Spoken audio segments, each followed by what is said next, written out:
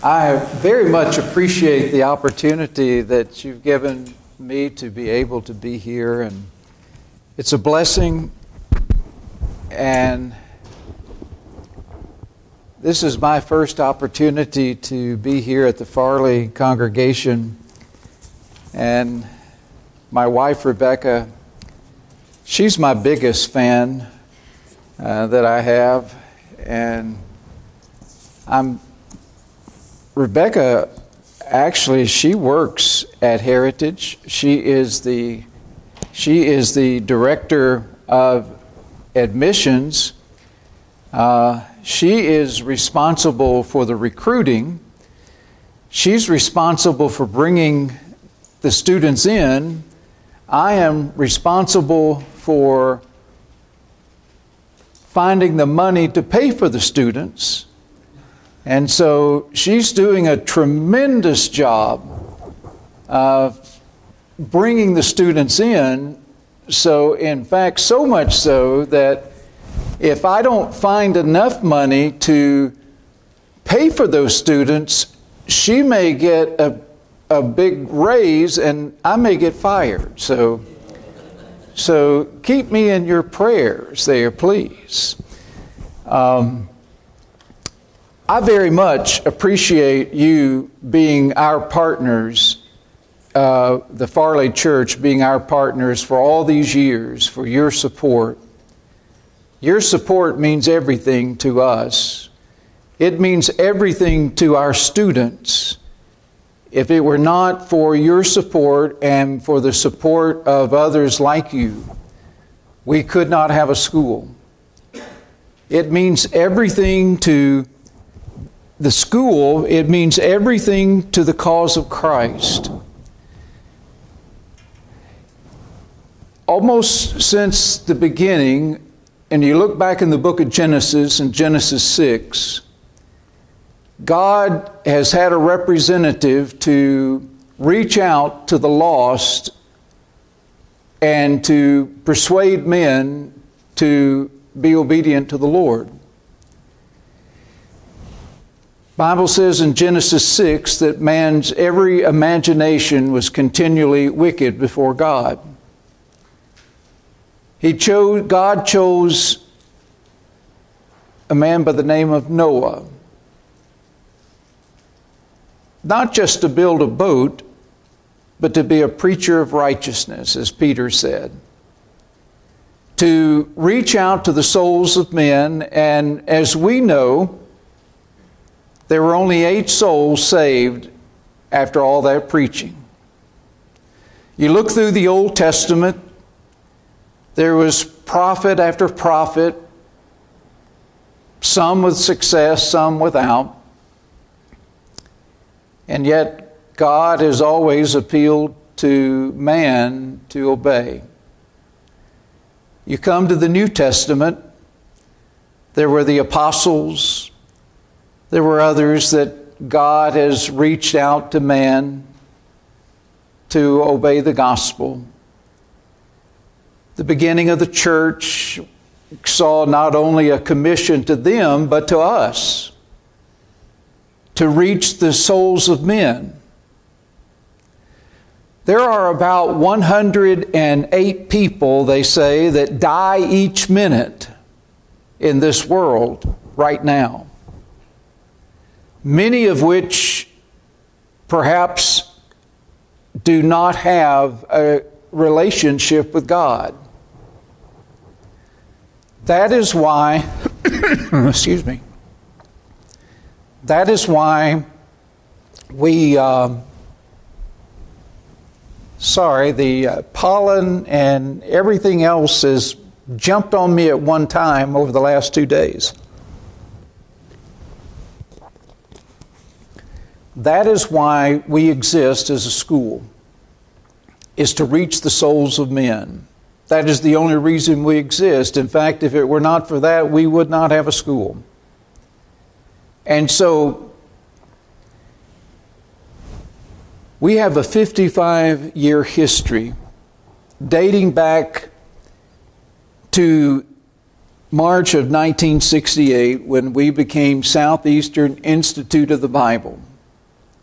it wasn't too long after that, that after we began classes, it was in September of 1971 that we changed our name to International Bible College.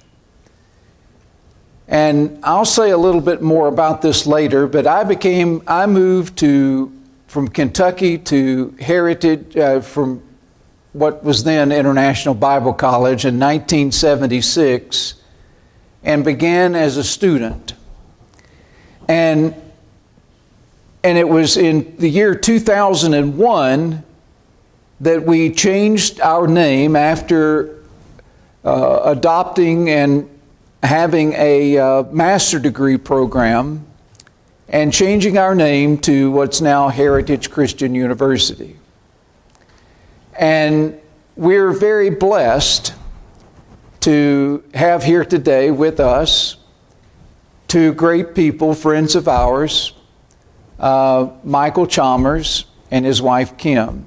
Michael is on the board of directors at Heritage, and his wife Kim, she's actually a student just about to graduate and have her degree at Heritage Christian.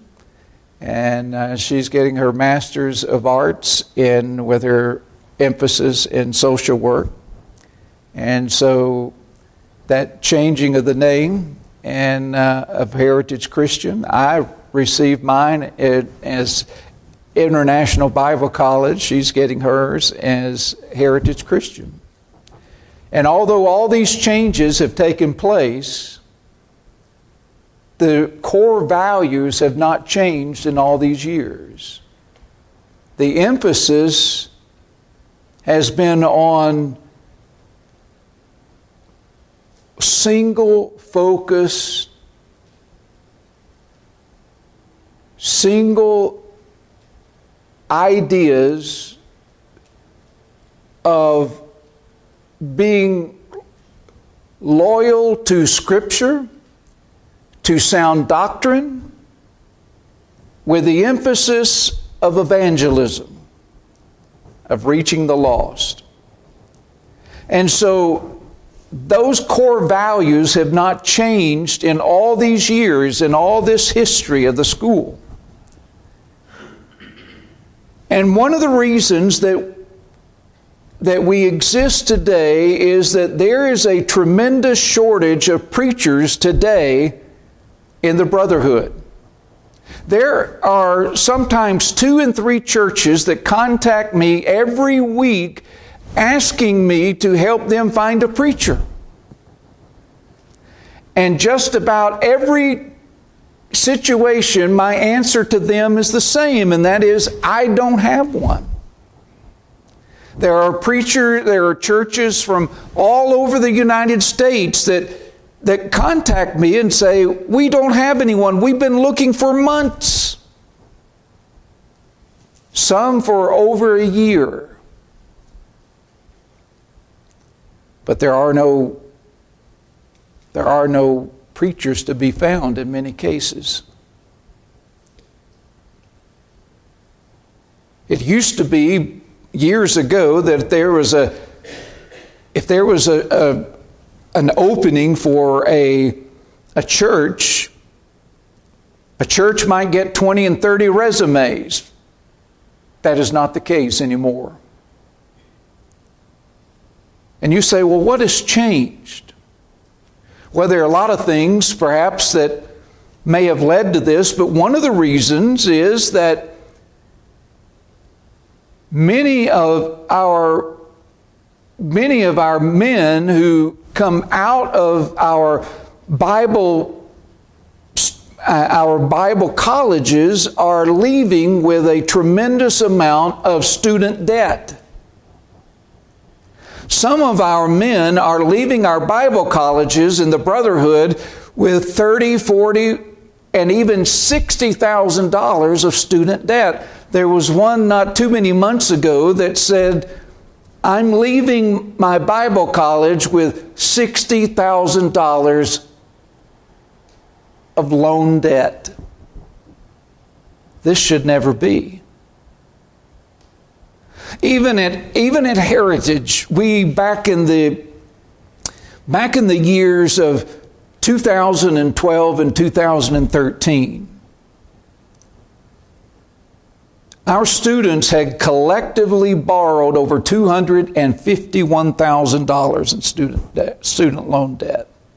And we said, this just cannot be.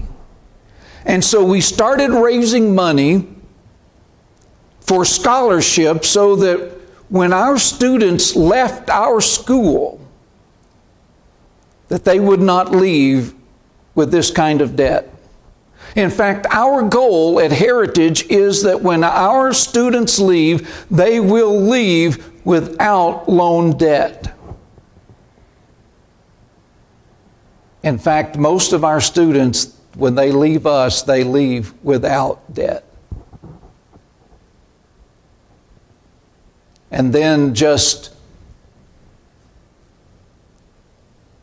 as of back in the years of 2020 and 2021, collectively, that is, of all of our students, it was just over $12,000. And the difference here is that we raised enough money to provide enough scholarships to our students. Because imagine a student who goes to college and he wants to be a missionary. Or he's coming out of college and he wants to, he goes to serve at a smaller congregation or any congregation, or he wants to be a youth minister. And he starts serving, and maybe and let's say he has $30,000 in student loan debt, and he's repaying that loan at $300 or $400 a month for the next 10 years. And he's married someone that has that same amount of debt. And maybe they want to have a child. And maybe they have other debts. And they sit down one night and they say, we just can't make it financially. And this dream we've had of preaching or this mission work, we're going to have to put it on hold for a little while.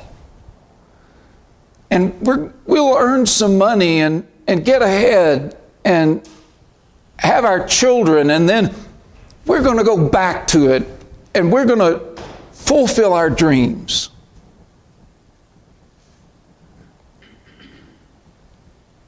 I can't tell you how many times I've gone to speak at different churches, and I'm in a different pulpit virtually every Sunday, that I've stood with men sitting in the pews who are not preaching, that have fit this scenario. Because their dream was taken away. We want these men to be able to follow through with their dream of being a minister, and for it not to be taken away. About 80% of our students, 75 to 80% of our students who graduate from us graduate debt-free. We have had tremendous growth over the last few years. In the fall of 2018, we had 79 students. 79. And this past spring, we were blessed to have 162 students. Isn't that wonderful? God has tremendously blessed us. We have virtually doubled the school with God's help in that period of time. And so that's why we have an even greater need financially. I told you, she's outpacing me. And Rebecca will be the first one to tell you it's not her, it's God.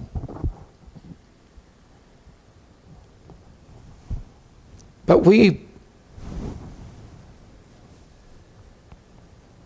have many students who come to our campus, but about 79% of our students are actually students that are in our distance learning program. We have students that are in about 23 different states and about 4 or 5 different countries. You can, through Zoom, you can sit and participate in a class while it's going on and in live, real time, or you can wait until the class is finished and then watch it or participate in it after it's over. Some of you may be interested as a church, and I want to encourage you to do this. We offer free audit classes, about 4 free audit classes each semester.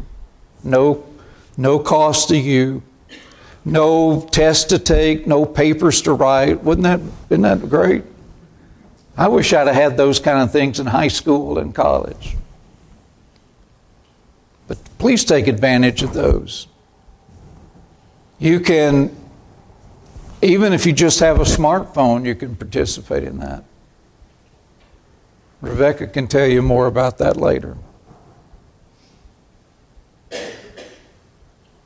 You see, we as the school want to give back to the churches because we have been blessed by you.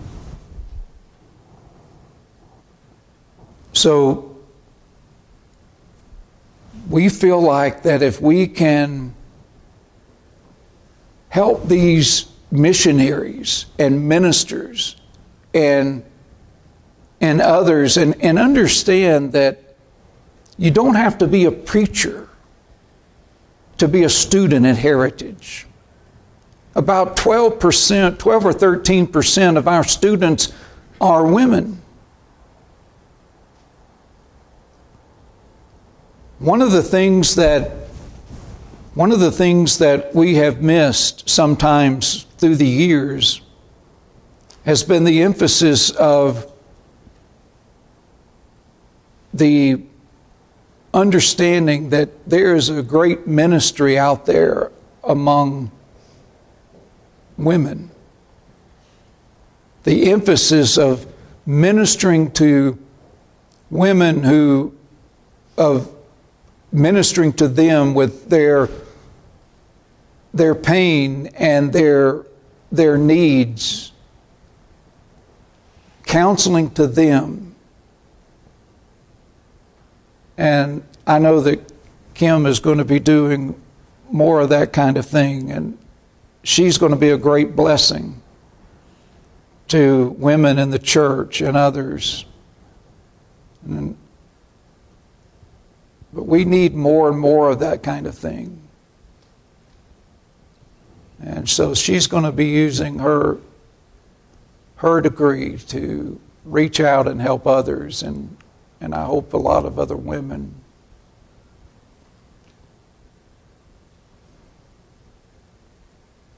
We also have what's called dual enrollment. Some of you may have heard of dual enrollment. I'm past the point of dual enrollment. But dual enrollment is where high school students from the age or time of their sophomore year through the 12th grade can use their class time for both certain classes for both high school credit and college credit at the same time. For $100 is the cost. And once they get out, imagine what kind of savings that is for those parents. In fact, a high school student can essentially have and can have their Associate of Arts degree when they get out of high school. We have, is it one or two young ladies that will graduate? One young lady that will graduate this May with us with her Associate of Arts degree, as she has also come out of high school. So she will have a big head start on her other high school classmates, academically and financially.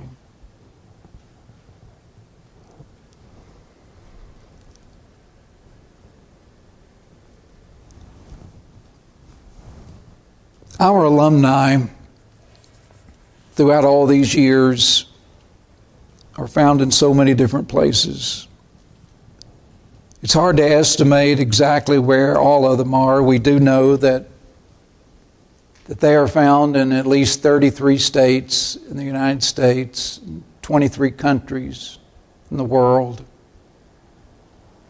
sharing the message of Christ. There are a lot of other things that go on at the school that are a blessing to others. And I'll come back to that a little bit later. But I want to tell you that I don't just work at Heritage. It's not just a job to me. I've had jobs in my life. But I can tell you that I don't just work there. I love Heritage Christian University. And I want to tell you why I do.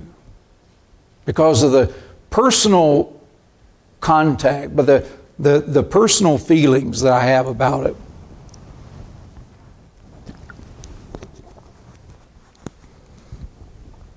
My life goes back to the time that I grew up in a little town in Tompkinsville, Kentucky. You've probably never heard of it. Little small town. My mother gets probably some extra stars in her crown because I was the worst 2-year-old you've ever seen. She wrestled with me on the back pew Sunday after Sunday after Sunday. And my terrible twos lasted until probably the age of 4 or so. But after I got tired of acting out, I kind of became it got into about the age of 5 years old. I became very shy. That was probably because she had to beat me so much from being at the age of 3 and 4. I became very shy, and when I was at the Pew Packers class, I didn't want to sing "Jesus Loved Me," get up and sing that. I knew who Matthew, Mark, Luke, and John were, but I was not about to tell you they were the 4 Gospels. I didn't want to speak up and speak out about anything. I was just very backward and shy, and I didn't want to say anything out loud. Oh, I had friends, and I would talk to them in class, but I just didn't want to say anything where people would hear me, in a crowd. And I was like this through school. When I got to the 6th grade, my teacher told me, "JT, you're going to have to get up and give a book report." And I said, "I can't do it." And she said, "If you don't do it, you're going to fail English." And I said, I can't do it. And she said, you're going to fail the sixth grade English if you don't do it. And your father's not going to be very pleased. And I thought, oh no, he's not going to be very pleased. And she said, just go to the library, pick out a book, anything you like. And so I went to the library, and although I grew up in Kentucky, I liked Joe Namath. And so I picked out the book, Joe Namath, and I remember to this day how I shook as I stood up and gave that book report orally on the life of Joe Namath. Well, when the 7th grade came around, I had a different English teacher. Guess what my oral book report was about? Joe Namath. I had a different English teacher for the next few years, all the way until the 12th grade, and my book report was always about Joe Namath. Well, when I got to be 15 years old, I still, whether it was singing a song in church or whether it was leading a prayer, I had this shyness, I had this feeling of fright of standing before a crowd. I couldn't stand it. But at the age of 15, a bivocational minister that worshiped with us said, JT, there's this little church down the road about 10 miles that's about to close. And they are needing a preacher that can come in each Sunday, a certain time of the month. And I need you to be ready to be there one Sunday each month. And I said, I'm not going to preach. I can't do that. And he said, I'm going to give you a month or so to be able to prepare to do that. He said, they only have 4 members. He said, what harm could you do? He said, you're going to split the church? I said, I can't do it. He said, I'm going to loan you an outline. You can do it.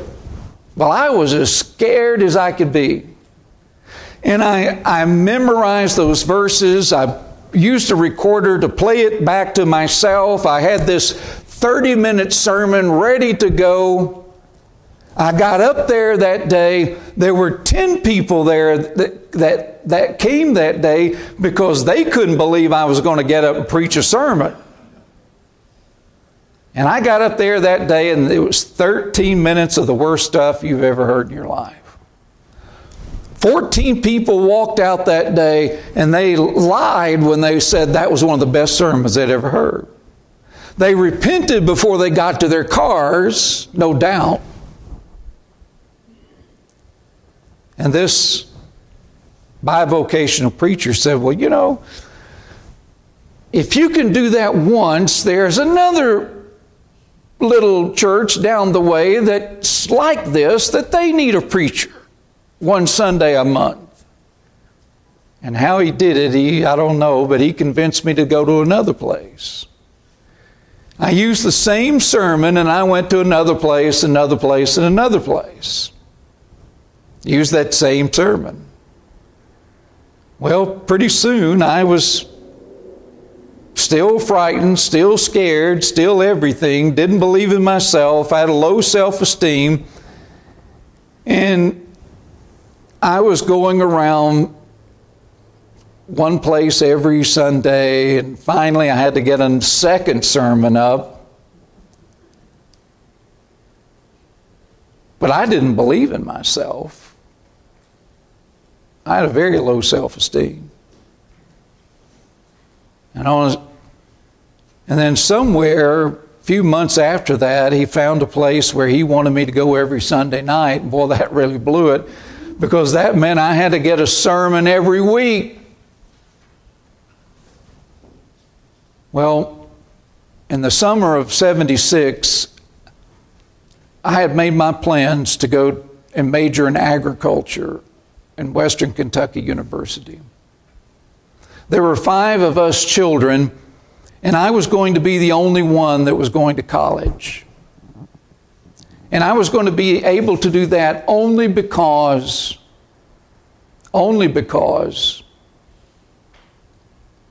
I was to receive grants and scholarships.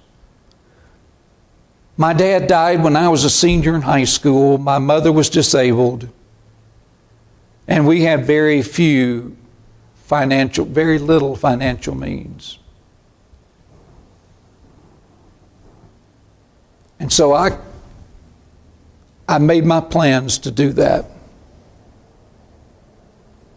In the summer of 1976, on a Sunday afternoon, a man in one of the local congregations called me and says, JT, I would like for you to come and meet Charles Coyle, who was the second president of International Bible College. And he said, I want you to come over and meet him. And he said, and I went over and Brother Coyle said, I've heard you've been doing some preaching. And I said, Brother Coyle, the one thing I've been convinced of is that what I do is not preaching. I'm not a preacher, never going to be a preacher, don't have what it takes to be a preacher. And he said, well, I just want you to come and visit the school. And he kind of had this glaring look, it's like, okay, I better go and at least look at it. And so I went and looked at the school, and we met, I'm thinking International Bible College. It must be this huge campus. And back then, it was a little tiny building that met on Rose Drive. And I went and I met, and although it was summer, there were just a few students there on campus. And I met the instructors, and sure enough, it was this atmosphere that I loved. It was truly great. But I came back and knowing that I was going to Western. And a couple of weeks later, a man from another congregation approached me and he said, JT, how did you like your visit to IBC? And I said, well, I really liked it, but, I'm going to Western. And he said, I want to tell you something. All these little churches that you've been going to, and some individuals, they have decided that if you're willing to go and be a student there, they will support you fully to be a student at IBC.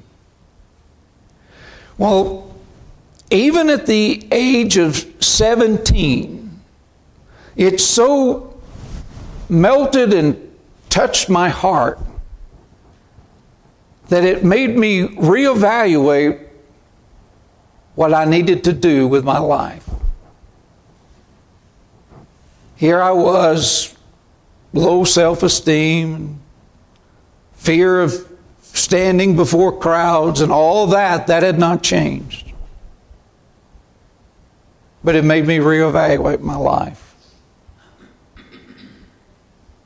And so I came. And I tell people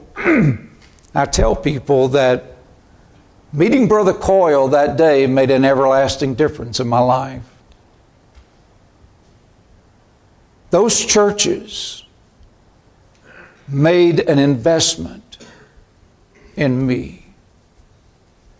You make an investment in our students. Because when Rebecca and I go back to our campus tomorrow, you know what we're going to see? We're going to see students who were much like I was back then. Especially when they first began the semester. There are students who are very raw, students who have low self-esteem, students who do not come from spiritual giants in the brotherhood and great financial means. Some of our students don't even have family who are members of the church. In fact, occasionally we'll have students whose family don't even are against them going to school at Heritage. But they come because they want to make a difference in the world and helping to bring people to Christ. And I try to do everything that I can to give back to the school and to give to the school and to those students from what was given to me and afforded to me that I had all the way back into the late 1970s. And so what you do for us makes all the difference in the world. We have students that when they first come, you try to send them out on a place to preach. Oh, I'm too afraid to go out there. I only have one sermon, and I think, yeah, I know how that feels. And then by the time the 1 or 2 semesters are up, they're coming to me saying, hey, do you have a place for me to preach?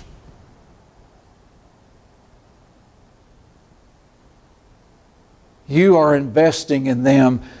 And I know that long after I'm gone from this world, they're going to be reaching souls for Christ.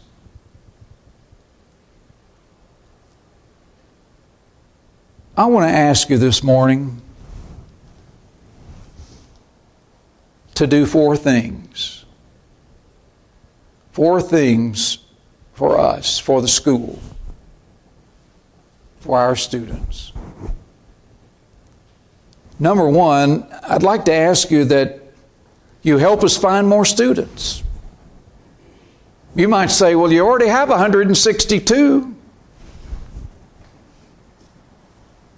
I want us to have 562. We need more and more students to reach souls for Christ. We need more preaching students. We need more missionaries. We need more students who are sitting in the pews that help the church to grow. We need more women who are ministering to other women. We need all kinds of varieties of people who will help strengthen the church.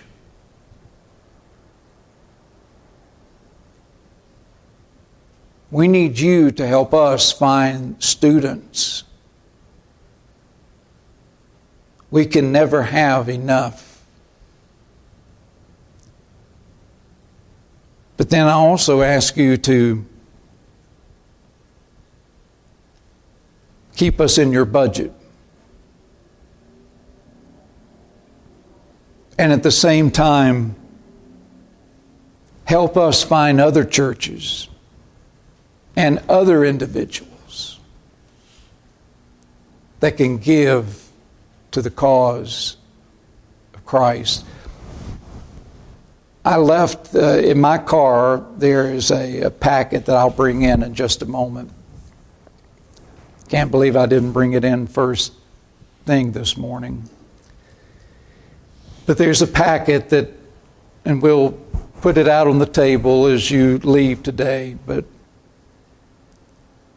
and I hope that you will give it to someone, that there's an envelope in there, that if you will give it to someone, that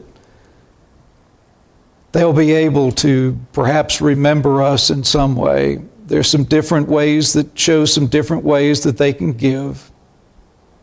An envelope that will help them to give. and just some general information about the school.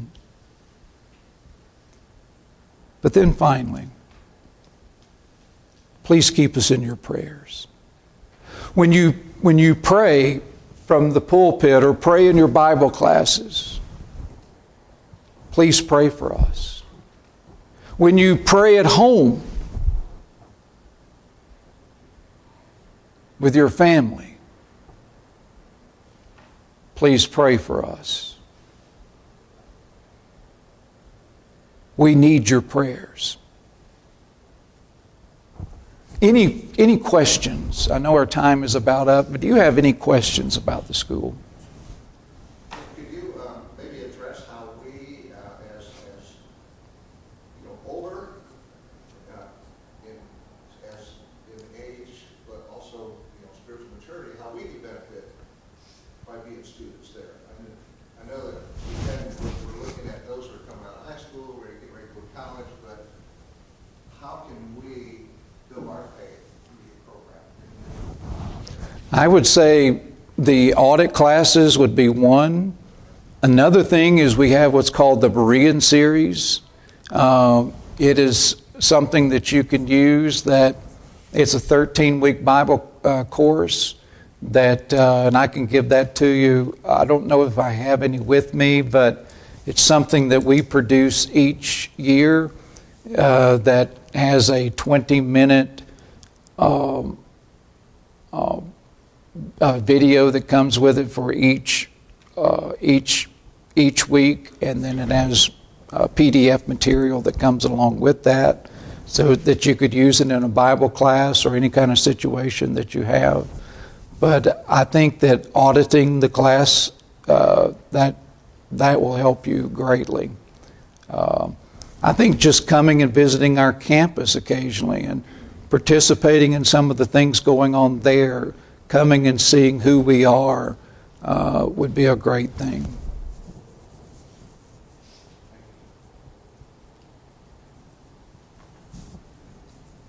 Well, thank you, Brother JT.